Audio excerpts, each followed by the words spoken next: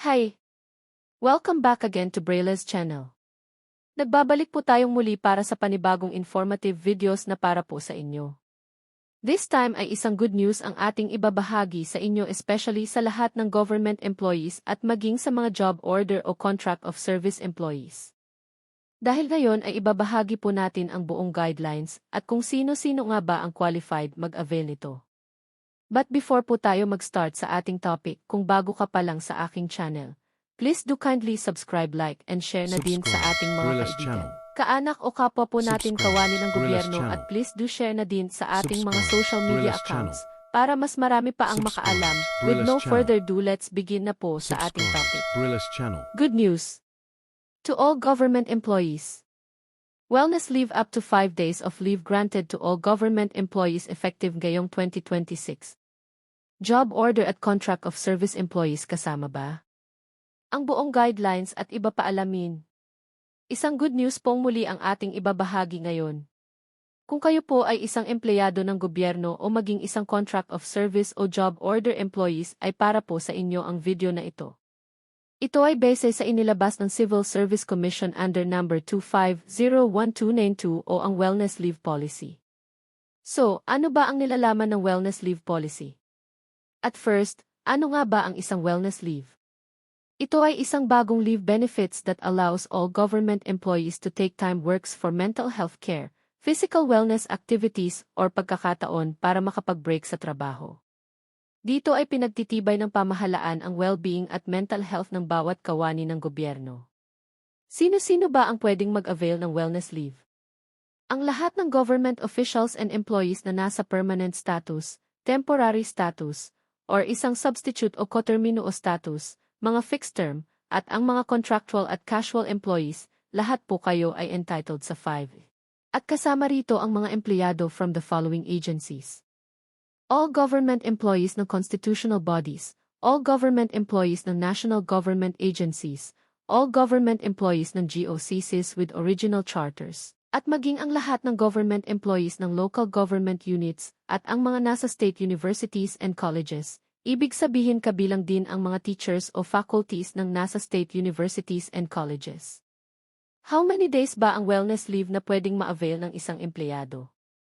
Ang lahat ng qualified agencies may grant up to 5 days wellness leave per year.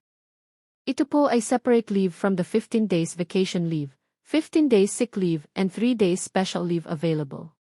Magagamit niyo po ito upon the assumption of duty.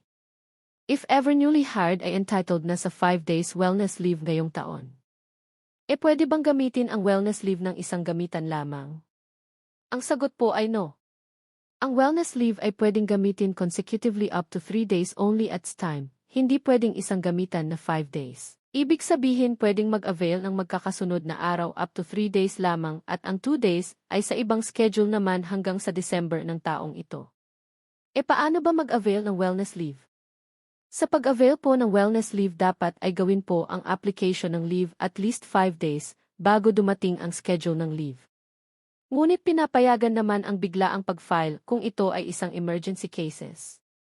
Tandaan po natin, ang wellness leave ay isang non-commutable at isang non-cumulative. Ibig sabihin, hindi po ito pwedeng i-convert sa cash or gamitin sa susunod na taon dahil magiging forfeited na po ito once hindi na po ito nagamit sa loob ng isang taon. Ang wellness leave ba ay isang guaranteed or still subject for approval? Sa pag-avail ng 5 days wellness leave ay nasa discretion na po ito ng inyong agency kung i-approve or hindi at depende sa operational requirements ng bawat agencies. At with compliance with the procedures na hindi maapektuhan ang public service ng isang agency. Maaari din itong i-disapproved or i-deny ang application dahil sa operational requirements purposes, o di kaya ay hindi kumpleto ang mga documents o hindi pag-comply sa civil service failing rules. Isa pang tanong, ang lahat ba ng contract of service o job order employees ay kasama ba sa makakapag-avail ng wellness leave? Partly say yes. Pwede po tayong mapasali dito sa 5 days wellness leave at pwede rin namang hindi.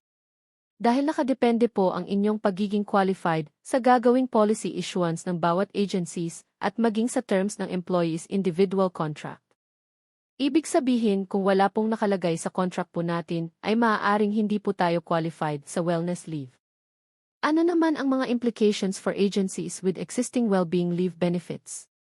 Para sa lahat ng governing agencies na nagpapatupad ng halos pareho ng wellness leave when it comes sa purposes or scope, ay maaari pa ring maging qualified ang isang government employees dahil ang wellness leave ay pinagtitibay ang well-being at mental health ng bawat empleyado kung saan minsan ay nakakaranas po tayo ng sobrang stress at pagod. At minsan ay mental anxiety na rin sa atin, kaya't inilunsad ang wellness leave. Ito ay ipapatupad in accordance with applicable laws, rules and regulations.